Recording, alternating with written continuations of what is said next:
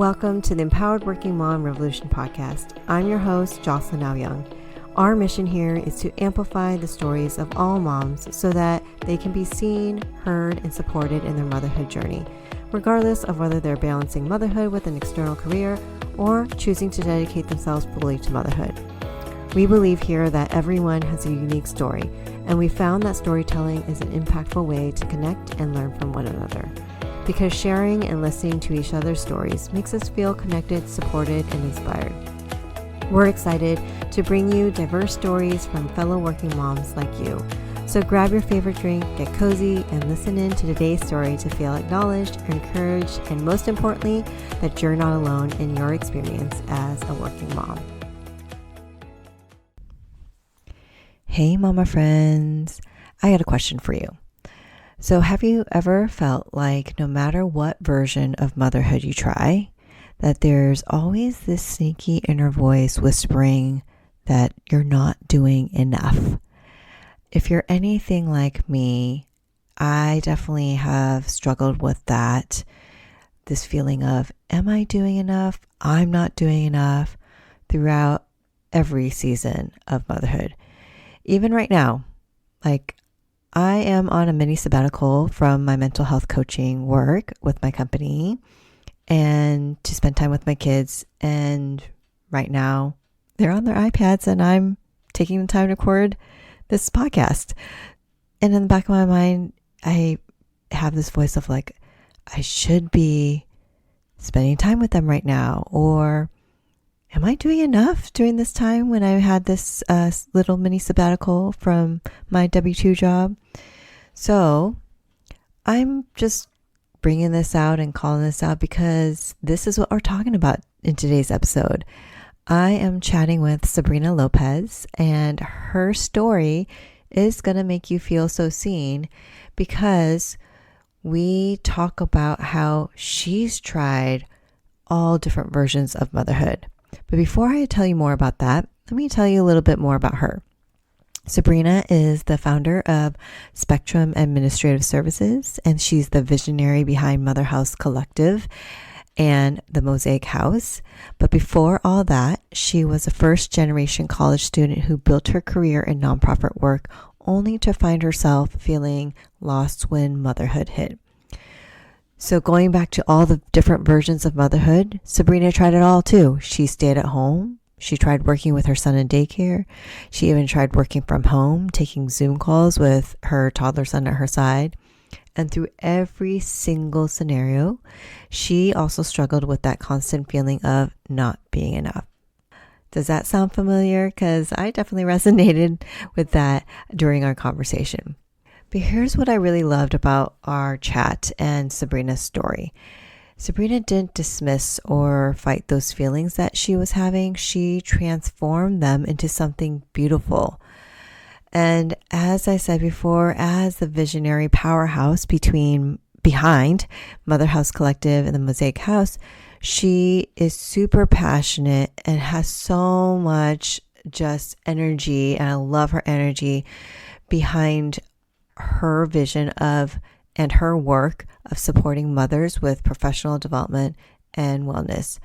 Her energy and passion in empowering women and fostering inclusive spaces has led her to dedicate her time and work and energy into creating collaborative and innovative opportunities in the Chicago community and beyond. So buckle up because we're going to dive deep into figuring out what really matters and what we can let go of as mothers. We talk about redefining success on our own terms and why community isn't just nice to have, that it's essential for us to thrive as moms. So if you've ever questioned your choices, felt alone in your struggles, or wondered if there's a place where all versions of motherhood are celebrated, then this conversation is for you. The Motherhouse Collective, and if you're in the Chicago area, the Mosaic House is for you. And trust me, you're going to want to share this episode and this story also with every mom friend that you know who needs to hear that they're not alone. All right, without further ado, grab your favorite drink, get cozy, and let's dive in. So welcome, Sabrina. Hello, thank you for having me. I'm very excited to talk. Very excited to engage with you. Love Jocelyn, had a beautiful conversation with her from social media. So yeah, it was really great. So thank you for having me. You're welcome. And I am super excited just to hear your story. But before we dive in, can you just tell our audience a little bit about yourself, and then we'll dive into your story. Yeah, definitely. So my name's Sabrina. I have a 3-year-old, and I always say to people, I've been through so many different versions and phases of motherhood, and I think there's many more I'll go through for the rest of my life. But, in all of those phases, I've really felt so many different needs and experiences, and I always wish that I've had some connection with other moms. And right now I'm in my kind of entrepreneurial space, and there's a totally new group of things and needs and wants that I have. And so connecting with other women on social media is how I met Jocelyn, and I'm just meeting so many different women. I have most of my career focused on the nonprofit space, especially education. And so I also kind of bring that with me now with a child of like, how do I make sure my son's school is the best it can be, but also the neighborhood and the other kids in the neighborhood, and making sure that we're just creating a space that's safe for them as well. So yeah. I love that, such mission-driven work. And I know, which I'm sure Sabrina will talk about it later on our conversation, of the work that she's also building and creating, which is amazing. So I would love to hear, like, if you think about your life up until now, like, what are some significant moments that you've experienced that really have shaped who you are today, or even like who you are, as a mom? Doesn't matter whether it's personal or professional, but like, what brought you to Sabrena Lopez today here? So I'd love to Oh, hear. definitely. I mean, I think there's always, again, with different phases of your life, like key moments that change your perspective on life and like what you see and what you do. And I would say, I think one of my first was when I went off to college for me. I come from a family that, no one went to college. I was the first one in my family to go. And there was a lot of unknown and unfortunately a lot of criticism coming from some of my family because they didn't understand why I would be doing this. And so I had a lot of doubt in my head as I went into college. And I felt that once I got into college and I realized I belong in this space and it's okay for me to be here. And even if people who are supporting me or my family don't support me, that's okay. And I can kind of get myself through this process. And I think that through that process, I learned a lot about my own like self-confidence and efficacy, and really working kind of that mission driven. I really started being involved in like service leadership and working with others. And so it really grew me as a person, where I always was like, I'll be behind the people. And then I started learning and realizing I can be in front of the people, and I can work with other people, and I can decide what my life will look like and work towards that. Whereas previously I was like, just I'm going to get what I get, and that's how life works, and that's what I've seen. So that was probably my first most significant moment for me. Wow. So I'm really curious. So it stood out to me when you were sharing, is this mission driven purpose that Yeah. has been like a tying thread. Just even when you introed yourself, like, was that always within you, that mission Mm. driven kind of purpose to work with people, especially in a nonprofit space? Yeah. But that sounds like something that's, I'm curious, like, how did that come to be? Like, how did you discover that or end up doing Yeah. such mission driven work? Yeah. Definitely. Yeah, this is, I mean, kind of the heart of my story is as like someone who was a first generation college student, I was really involved in high school with like leadership organizations and volunteering. And I learned so much from that I did not learn from my family. They didn't understand it, which is, it's a totally different way of seeing the world. And I just learned so many professional skills, interpersonal speaking, a lot of things that I wouldn't have learned like in the classroom. And I took that and that got me into college. Like all those extra things that I did got me into college. And I think that I built on that then in continuing with some of the organizations I was working with. I was like state level leader, working, national level leader for certain organizations. And I took that and then got my first real job with it that I love doing in mission driven work. And so because I had that experience, I've always wanted to find a way to give back to others who don't have access to that. And I've always wanted to create a career surrounded around like, I had all of these opportunities that I had to create for myself. How can I help others learn how to create for themselves? Or how do I help others find those resources and kind of use them to kind of get them where they want to be? I think that work that I did really, really impacted a lot of what I do, and it has been a part of my career ever since. Wow. Well, okay, so I can just feel that energy of how much is so purpose driven and how much there's so much care and, like from a heart of service. How has that, like, just the work that you've done, how has that, or has it translated into just motherhood itself? Like, do you see a connection, and how does it influence you in being a mom now? I'm just curious about that. Yeah, I think this is another kind of significant moment where once I had my son and I went through a lot of just processes and figuring out what that meant, I started to realize my idea of service to others changed a little bit. I think that my level of empathy for people, I realized wasn't actually empathy. Like sometimes I felt like I was very critical of people because I'm like, you have these resources, why aren't you using them? And now I'm like, there's so many reasons why people can't or don't. And I think I was very critical of people who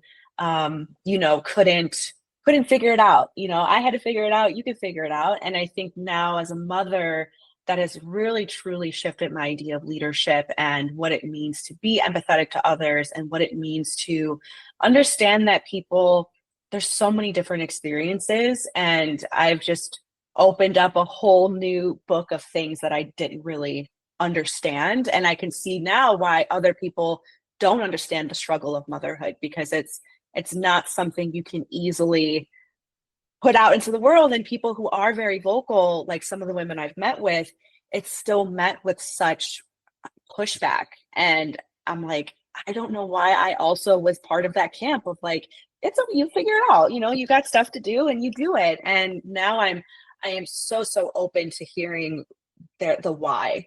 The why is it hard? The kind of giving them that space to be okay with not being perfect, I think, as well. And I always had this idea of servant leadership as being my my kind of leadership style that I use. But I think once I did have a child, I really lean more into how important community is. That's definitely part of servant leadership and the idea. And I'm like, yeah, we're creating community. But once I became a mother, I was like, there's such a bigger web that can be cast on what community means. And with the empathy for each other in that community can really support someone who's like struggling, or really support someone that just needs a moment to breathe, and kind of giving them that ability to do so. Yeah. Okay. I love how you brought up community. So I want to know, like, you touched a little bit about the importance of community, but like, can you tell us more why in our journey of motherhood, how community can play such an important role in our journey of motherhood? And even from your own experience too, so far. Yeah, definitely. I mean, I think that I know there's so many hidden experiences with motherhood, and despite the best efforts of our partners or whoever's kind of assisting you through this process, there is conversations that are had internally that are hard to have externally with people. And even, some things I have explained, my husband, when I was deciding whether or not to go back to work, his kind of conversation was, go if you want, don't go if you don't want. And there's there's so much more to that than just like, do I want to work or don't? There's all the society pressure of like what that means to be working versus not working. And are you, a feminist if you're home with your kid? Are you taking care of your kid if you're working? So there's just so much conflicting information that I think other people who aren't moms don't quite see all those nuances that are felt sometimes. And so I think when, I didn't really have that community through my ever. I mean, even now, sometimes I struggle with that aspect, but the last month or so, as I've been building my organization, which hopefully we'll talk about later, I'm very excited to talk about, I've realized just the thread of that feeling through all the women I speak to. I've talked to probably 30 women now at this point, just to understand their journey. And I'm really finding this idea of the lack of community created such stress and strain, contributed to postpartum depression, contributed to the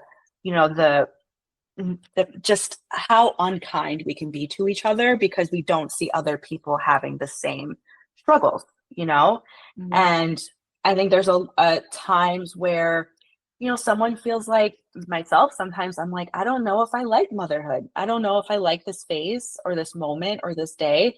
And that's something that's like really hard to say out loud because someone else will come to you and say, well, then you don't deserve it, or you don't love your kids, or, all these really negative connotations. But I'm hoping that, with a community space that we're building and just in general, that people can have that space to talk about that. And really, I also feel that. How do we work together to create resources or just to listen and not have a air of judgment around those feelings that I think really, it's hard, and women don't like asking for help. And so sometimes you say it once and no one gives you anything and you're like, keeping it to myself now. So yeah, it's social media is a scary world. And so creating a more safe community where that conversation is acceptable to have, I think would really help women just kind of through their journey. There's so many different topics and conversations that could happen. Yeah. Okay. So many things you just said that I'm like, oh, love, love, love. And also that leads to what you're building, right? And so a couple things I'm just so, curious about, but also that you said is having, a specific kind of community is what I'm hearing.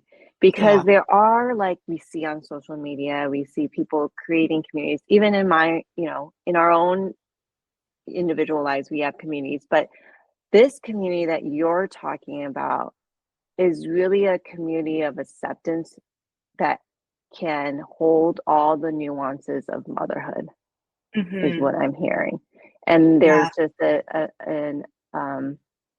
a place where there's safety, psychological safety of like every experience is welcomed. I love how you brought up the part where like, maybe I'm in this motherhood, season of motherhood that I don't like. And I'm feeling safe to say that, right? It doesn't feel safe to say that, but having a space to say that, really like, I don't find that there are many spaces like that for moms. I don't know, Definitely. I mean, if you open up a Facebook group or a Instagram or even LinkedIn, there's just this conflict where only one version can exist.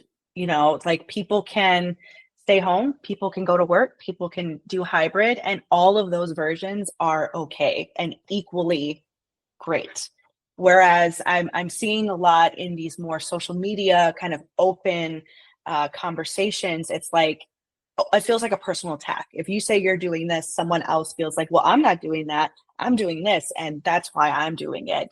there's just a lot of critique amongst each other that's like, all of these different things can exist at the same time. And all of these things are acceptable. And if we could see within all those different paths where the trends are of just how it feels to be in the space and how it feels to not be able to focus on yourself or be a person in that space, it's hard to continue. You know, the old saying of like, you can't fill someone else's cup, you know, with your empty cup. You know, it's like if you're already so isolated and you already are going through things that people in your life might not understand, but then also to go and see, I believe that on this platform, I should have a community, and I go there and people are critiquing everything I say and everything I say isn't right and someone did something better than me. It's like, where can you go?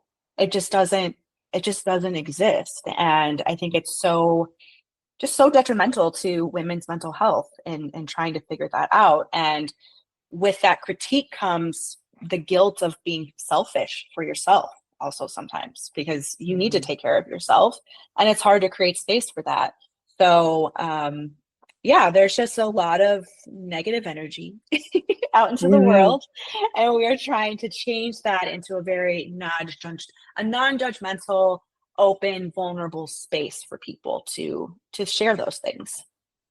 So can you share what that space is called that you're creating? Because I'm super excited about it. So can you share with us about this really unique community and space that you're creating?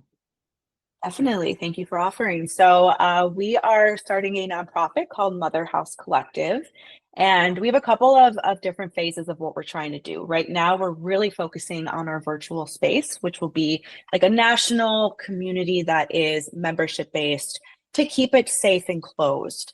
And within that virtual community, we're going to have different workshops, and the content will span from professional development to mental wellness. We'll have a yoga class, but we'll also have very specific, how do I reconcile my identity between being a really, really aggressive working person to now deciding I want to stay home with my kid. Those things are not really something that's talked about a lot, but from my conversations and from my personal experience was such a hard just period of time to, who am I? Like I wasn't a person anymore. I wasn't me anymore. I was just someone's mom. So all of these different topics are aimed at, how can you as a person focus on yourself? What is it that you need? Whether you are a working mom, a stay-at-home mom, you know, you're on your second kid, this is your first kid. It does not matter what phase of life that you're in as a mom. It's really just about creating space for yourself. We're also going to have this like peer-led group conversations to have different support groups, whether it's postpartum depression or it's, I want to connect with my body, or, you know, I want to read a book. Let's do a book club together. It's all the different things that might help someone fill their cup. And as I mentioned, you know, the values that I have and what I want to portray in the organization is this idea of inclusivity, of non-judgment, of celebrating that vulnerability, and to kind of keep their privacy. I would never want to see someone share something in our space and post it onto social media, because that really violates the idea of this kind of sacred space for people to be vulnerable and open. The longer term goal is to have a physical space. So we're going to be based in Chicago, and we would love to be able to keep that virtual space so it's accessible across the nation, but then also having the physical space where women can come with their kids, have them in daycare or have them in short-term care, but can come in and get their nails done, or they can come, you know, they could come in if they're an entrepreneur and work for 3 hours. Or if they're a full-time working mom, they can work in the same facility as their daycare. And we'd also take that virtual programming and create that in person as well. So there's just so many different aspects of what we're trying to do. And again, our audience is really spanning. You know, when we have the physical space, I'd love to be able to have space for high school kids with kids. They can come do their homework while their kids in drop-in care. Same with college. I want women who are stay-at-home moms who can still leave their house and have like that third place to come and have their kid, have themselves, and just maybe just read a book in silence, whatever that means. Whatever that means for them, that's what we're trying to do. But right now I'm really excited. We're hoping to launch the virtual space in January. And I think we're going to do a free month in December to kind of get everyone comfortable and interested in starting conversations. And then our content's really just going to take off in January. We'll have 4 different webinars per month. We'll have 2 to 4 peer-led conversations per month, as well as various group coaching, curriculum, long weeks of programming. So I'm really excited, and I can't wait to see everybody in there. Yeah, this is super exciting because I think it sounds like such a really unique space, right? The values that you shared of like inclusivity and like non-judgment, and that everyone is accepted here no matter where you are in the journey of motherhood. And I'm so glad that you are spanning all ages between high school and beyond, right? Because every experience is welcome and there is no judgment on what your experience is. And I feel like that is something that is so needed, right now in our society, of feeling cared for, feeling accepted, feeling some belonging, and just feeling like ultimately at the end of the day, you just want to be heard for your experience. You just want to be heard and accepted and not judged for your own experience.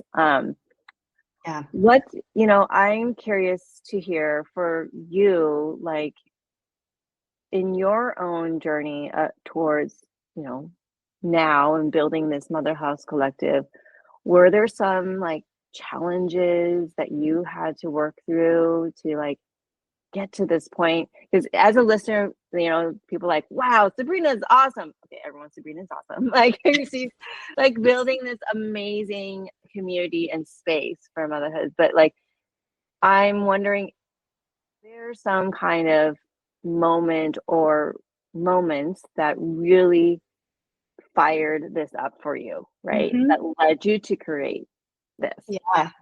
Yeah. What a great segue to the purpose why we have Motherhouse Collective, because on the surface, a lot of people, LinkedIn, whatever, everything's perfect and sunshine, but behind the scenes, everyone has some sort of struggles, and that's okay. And so for me particularly, I think I went through a few different just like mental challenges and trying to move forward with who I am. Before having my son, was very career oriented. I really, my mother had me when she was very young, so I kind of grew up with her. And through that time, she was very vocal about not having kids and how horrible it was going to be for my life and career. So I was like, nope, not going to do that.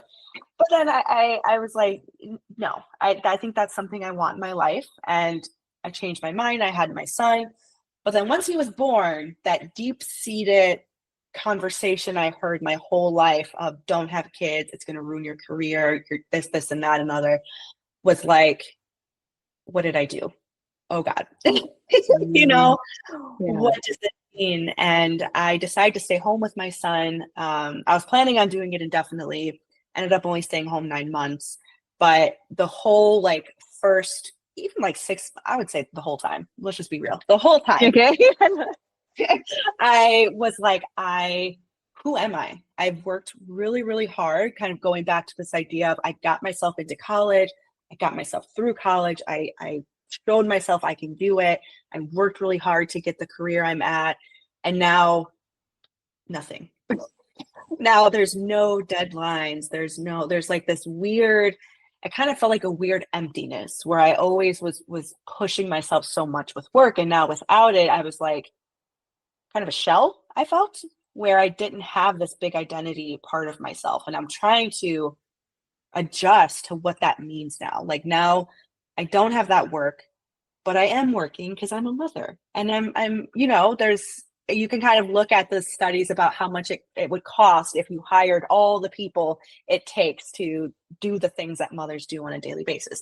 So I was working and I was doing things, but I was so stressed every single day when my husband came home to be like, well, today I mopped the floor and I did this. I was like proving that I did something throughout the day. And he's like, I know you're doing stuff. Like, he's here and you're taking care of him. And it just never felt like enough. And there was this aspect of like, I am not doing enough. I am not doing enough. Where is my career? Who am I? And, you know, with my relationship with my mom and from the experience I had with her, I was also trying to even reconcile, what does that mean? Like, to be a mom, what is that supposed to look like? I don't quite know, and struggling also with like just the relationship I do have with my parents, and thinking about kind of my inner child of processing those emotions and figuring out like, I'm making so much effort to have a different type of childhood for my son. That didn't happen for me. And there's this feeling of, was I not good enough as a child to have them work, you know, with themselves and try to, so there was just a lot. There was a lot always going through my mind. Even today I struggle with that. And then, so that's the first part. that was my first.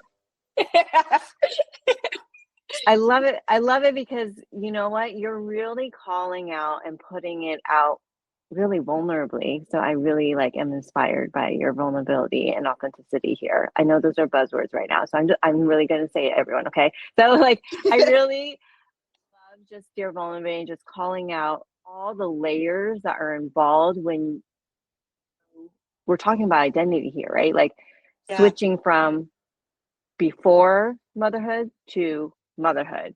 Like there's and I don't think we talk about this enough. This dynamic, this so many nuances, so many layers of going from not having kids to now you have a kid.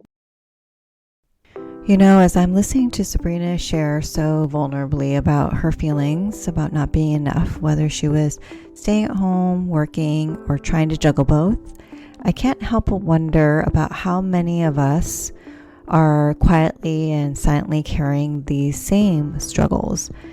That constant questioning of our choices, the exhaustion of trying to prove our worth in whatever situation we find ourselves in.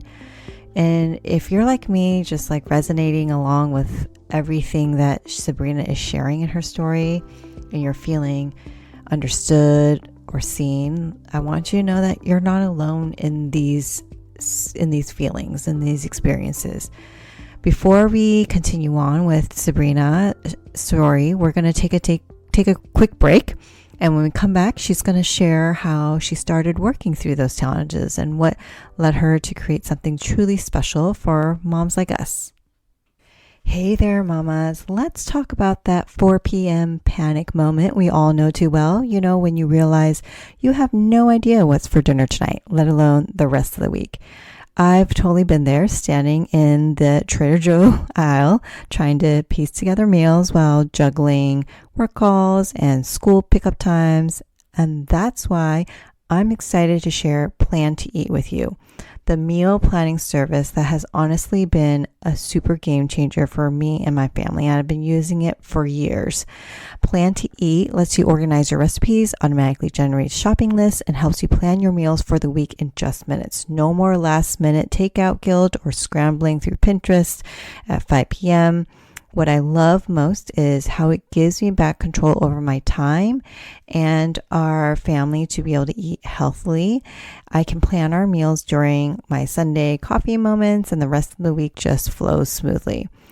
Right now, my listeners can get 20% off their first year subscription. Just head to plantoeat.com/REF/empowered mom. That's plantoeat.com/REF/empowered mom. Trust me, your future self will thank you when you're not stressing about dinner every single night. Now back to our conversation. Welcome back, mama friends. We have been diving deep with Sabrena Lopez about the identity shifts and the struggle with the not enough narrative that so many of us moms carry throughout different seasons of motherhood. And so as we are returning, Sabrena is going to be sharing with us how she started working through those feelings.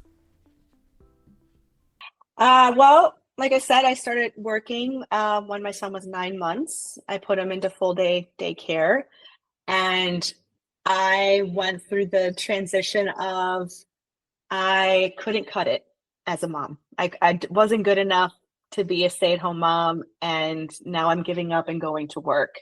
At the time, it was more of a financial decision for me to go. But it wasn't detrimental. Like we could have been fine if I didn't go back to work, but I did. And every day I came home without him for, the first 2 weeks, I would close the door and then just start crying because I was like, I wasn't good enough.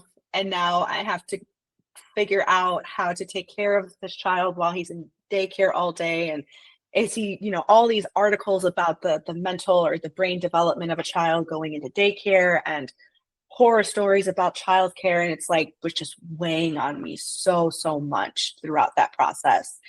And it was another redefining moment of, okay, now I'm a quote unquote working mom. Yeah. And also trying to take care of everything and trying to be perfect in all of those scenarios, and just being so hard on myself of I'm not succeeding in anything, and I'm not doing, my son is going to be damaged, and this is why, my relationship with my parents were this way because of this or because of that. And it's like, it's a totally different situation. It's a totally, there's a lot of effort I was putting into myself to have like a better version of myself for my son. But I was still really difficult. It was still really difficult, and I was still very hard on myself. And I eventually transitioned into getting used to this new normal of him being in school. Luckily, I was working from home, so it didn't feel as intense as if I was going to an office. But yeah, that happened, and it was rough. And I had another transition within work where my son was sick so often at his school, which all mothers know about. But it was so often. I talked to my boss, and I was like, I can't have him at school anymore. It's so disruptive. I'm going to work with him at home with me. So I spent about 4 months with my son home with me while working. And when I got to the point where I was like, this is killing me. I am so drained. I can't focus on work. I can't focus on my son. I'm literally doing nothing that feels productive. And I'm so negative on myself about that because I was, again, I'm not good enough. I'm not good enough. And when he went back to school, even stronger. I couldn't cut it. I couldn't cut it as a mom with him home with me. I couldn't do what I needed to do. I'm not strong enough. I'm not sleeping enough. I'm not, whatever, like the enough aspect is so heavy in all of these different experiences that just kind of were tough, are tough to deal with. Yeah. That concept of enough, I hear it so much, like in conversations, or even in, like, you see it on social media too, like, like that mom guilt, right? It's that mom guilt. Yeah. But it's like, I feel like that, I'm like, who came up with this phrase of enough? Like, who came up with this phrase? Like, are you doing enough? Because it's all, I'm just like I've been thinking about this for a while. It's like, it's such a detrimental thought and phrase, because it's like, we're already as moms experiencing and doing our best. And somehow this narrative of enough, like, it's like it pushes us, but to the point where it also breaks us. Right. And I'm like, I don't know if I like the pushing, right? Like, I don't know if right? Because I hear in your story, it kept coming back. It's like, oh my gosh, in this scenario, I feel like I'm not doing enough. In this scenario, I don't feel like I'm doing enough. And I was like, I feel you on that one, Sabrina. Like, Yeah. whatever, you tried every iteration for yourself, Mm-hmm. right? Stay Yeah. at home mom, then working with your child in daycare, then working with your child at home. Like, every Yeah. iteration, like, your story just shows like we can try as many different scenarios for us, and Mm-hmm. somehow that sneaky feeling of that Yeah. enough is like just there. So how do you work through that? Because I know it still comes up for me too, right? Yeah, definitely. Yeah. So how are you like navigating through that narrative? Yeah. I mean, I think talking to these women I've been talking to has really been helping me, which is surprising Mm. because I'm not, it's really funny what I'm doing because I'm not a very social person and I'm not a very extrovert. And this has been really pushing me into this extroverted space, which is great because I'm learning so much. And I think in these conversations I've had, just hearing other people and like, I would beat myself up if I didn't give my son a bath today. I can't believe it. He's dirty. People are going to, all these things. And it's like, someone else is like, that's okay. Are they like, do they have dirt on their face? Wipe it off. Like, it's okay. At this Yeah. idea of it doesn't need to be perfect and they're safe and they got what they need. And that's okay if you had to get McDonald's for the day or, Yeah. like all these little things where it's like, I need to be having home cooked meals. I now feel guilty about that because I'm not a great cook. I don't know. And I don't like cooking, to be honest. But that's, you try things out, you try different things. So I think that's been helping me lately of just hearing other people talking about, someone had said about women are just juggling so many different balls. And she said Mm-hmm. that some of the balls are rubber and some of them are glass. And she was like deciding which of those things are glass versus which of those things are rubber that you can drop. And it's okay. That was really interesting to me of like, okay, what are the things where if it doesn't happen, we're good? What are the things that have to happen? I need to wake up every morning and I need to feed my son every morning. I need to do this every morning.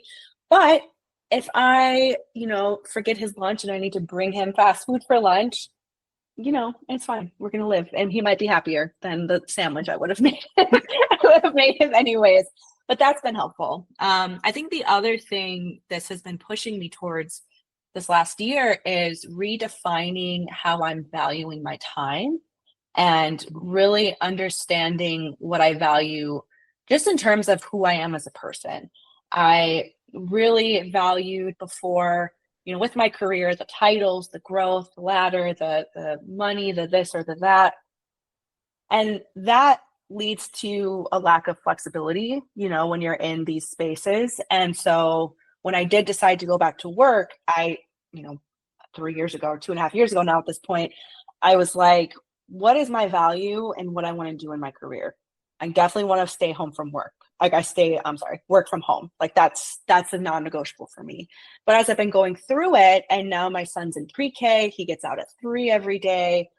I'm like, what am I valuing now? I need even more flexibility. I want to be able to just, go to the Halloween party at 8 a.m. on a Tuesday. Like, I want to be able to do that without this extreme guilt. And so over the last year and a half, I've just been carving out this new version of my career where I can put that emphasis on my time and how I'm treating that. And that still is coming with its own where, I'm working full time and building that at the same time, where now I'm like, I can't even eat dinner with my family because I need to work. But I know there's this like future where it is completely just the thing I've built. And so Motherhouse, I have a consulting company, all of that is so flexible that if I need to work a couple hours on Sunday, but that means I have all Monday off during President's Day or whatever with my son, like that is something I want to be able to do. So I think that's been helping me. I had a realization of like, this is what I want. How do I make that happen? And I started to make it happen, and it's been a struggle and it's been really, really difficult. And that's just what I want, and that's okay. And other people, they want to have the titles and the money and whatever, and that's great. That's just a different path in life, and that's what they need and that's what they want. So I think that's helped me too, is like discovering I had the power to make things happen that I wanted to make happen. Yeah. Yeah. Okay, if you're listening, like this is the reason why you should join the Motherhouse Collective as a member, because just in what you shared, Sabrina, you really are, it's not just the words, it's just the story of what, like your own self-leadership, right, of Mm-hmm. yourself, and how that lend itself to what you're creating and the work that you're doing, very mission driven. And I love that how you talked about values. I love values. If you've been around and listening to me for like the last year and a half since this podcast started, like I talk about values because values is really the foundation of everything. And second, I love how you said that you, as your son is growing, right, and as you're going throughout your motherhood journey, like even like your values are shifting and you're coming back around and Mm, reflecting and refining and redefining like what yeah. you value, and that's how you're basing all your decisions and actions. And I love that, because I think that when I first learned about values work like a couple years ago, I was like, yes, one and done, check, because I'm a check the box and Checklist. like yeah, checklist, to-do list, don't have to think about it. But quickly realizing that your values, you have core values, but maybe they shift in terms of like how you're, like how you're showing up in those values, right? Mm-hmm. Or like when you talked about time, I loved how you used that, because I think that's the one thing that as moms, time is such like, how do Mm-hmm. we want to define time? How we want to define how we use our time.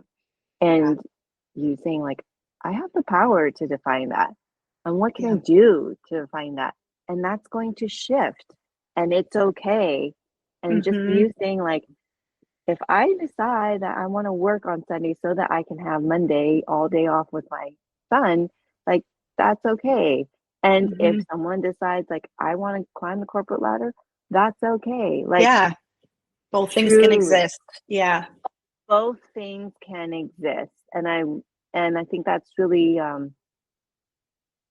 that needs to be talked a lot more Yeah. in this journey of motherhood. Like both things can exist. There is no right or wrong. It is what is true for you as an individual, which is, Mm-hmm. like you said, based on your values. So Yeah. I love that. Thank you so much for sharing that. Um, what is,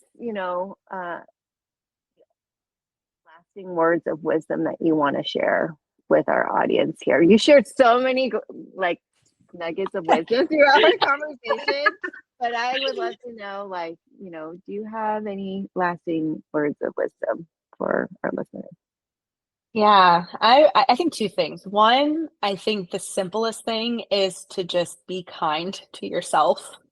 I think is Love it. something that is so, so simple, but is so hard to do and leads to a lot of that guilt and I'm not enough and I'm not doing that really, yeah, I think it's just something we need to do more and learn how to do. I mean, women in general have a hard time being kind to themselves, but adding on this layer of motherhood and the social critique of everything we do, it's, it's necessary. And I think the other thing kind of aligned with that is just like trusting your own gut, like what you think is best for your family and your child is what is best for your family and your child, and you can take in resources and listen to other people's stories and hear how it impacted them, but their story doesn't have to be your story, and your story is whatever you make it, so being open to, even if you make a mistake, that's okay, you learned from it, and like what can you do differently, how can you get back to kind of that alignment with your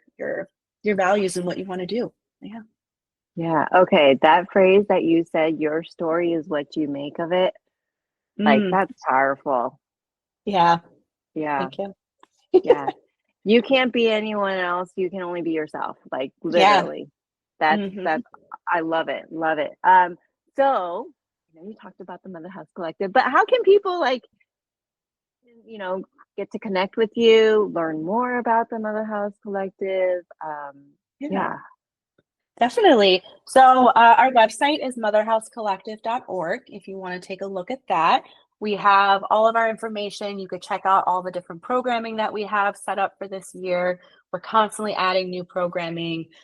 If you have suggestions about programming you would love to see, please reach out. You can find me on LinkedIn at Sabrena Lopez, Sabrena with an E. Sabrena Lopez. You can find me there. Please feel free to connect. And then you can also just connect directly on Motherhouse with me as well. And then, as I mentioned, we will be opening up a free membership for the month in December, and then our full paid membership, which will be $30 a month, all inclusive of any of our content, will start in January. And it's gonna be excited. And then Chicago will be in person for a couple of events throughout the year. So we'll have that on-site childcare with the programming that the women are gonna participate in. So all very exciting things. Please, please, please reach out to me, even if it's to share your story. I love to hear everyone's experiences. And if you want to join, please do so. We're excited to have you. So thank you. Yeah, thanks you so much for sharing that information and how people can get connected and be a member of the Motherhouse Collective. Are you ready for our little game here? Mom moments in a minute, Sabrena? Yes, yes, yes. I'm surprised and I'm ready to go. All right. So we got 3 questions and here we go. So first question is a multiple choice question here. So to have a moment of peace and quiet to yourself, out of these 4 places that you could choose from, which one would you choose? Bathroom, car, bedroom, or the closet? Ooh, that's a good one. I want to say bedroom because I love laying in bed. Yeah. I love, you know what, as a fellow introvert friend here, I love that too. If I can lay down somewhere, yes. All right, second is open question. Favorite thing to do with your son? Oh man.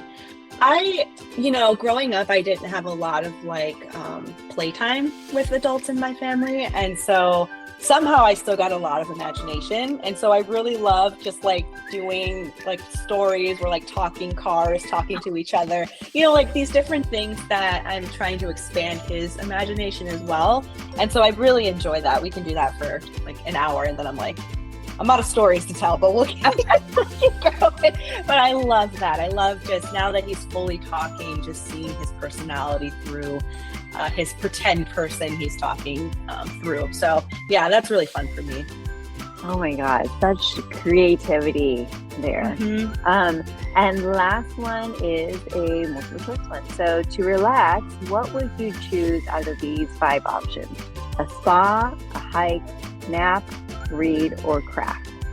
I'm going to say read, but I'm going to add going to Barnes and Noble like that.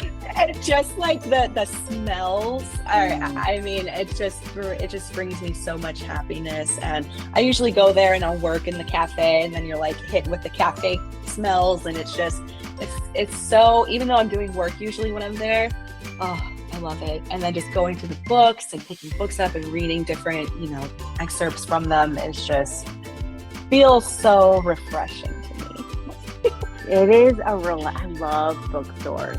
Yeah. Bookstores are my favorite places just to peruse and spend time in. Oh my gosh, love it. Yeah. I love how you're I'm gonna add in here the Barnes and Noble. Yeah, they should sponsor me because the amount I talk about Barnes and Noble is I love it there. It's amazing. Well, thank you so much for playing Mom Moments in a Minute with me, and thank you so much for sharing your story, your nuggets of wisdom here for us and our listeners, and also sharing about the Motherhouse Collective. I am so excited for that space to be available to everyone because it is a space that is needed, especially for moms. So thank you so much again for being here and being a guest. Thank you. Alrighty, moms, I hope you enjoyed and feel empowered and seen from today's conversation. Our mission here on the podcast is to amplify the stories of all moms so that you can be seen, heard, and supported in your motherhood journey, regardless of whether you're balancing motherhood with an external career or choosing to dedicate yourself fully to motherhood. And we would appreciate your support because your support matters. And here are 3 ways to support the mission of the podcast. First, you can leave a rating on Apple Podcasts so more moms can discover this podcast. You can select a star rating by scrolling down on the Empowered Working Mom Revolution show page in the Apple Podcast app. 2, you can write a review on Apple Podcasts so more moms can find a place of solace, comfort, and belonging through this podcast. You can do this by scrolling down on the Empowered Working Mom Revolution show page in the Apple Podcast app and tap Write a Review. And lastly, make a one-time donation to the podcast for as little as $7 or whatever amount feels best for you. You can click the link in the show notes to make a donation. We appreciate your support, and thanks again for listening in and joining me here on the podcast. I look forward to sharing with you another inspiring mom moment story next week. So until next Wednesday, moms, have a great day.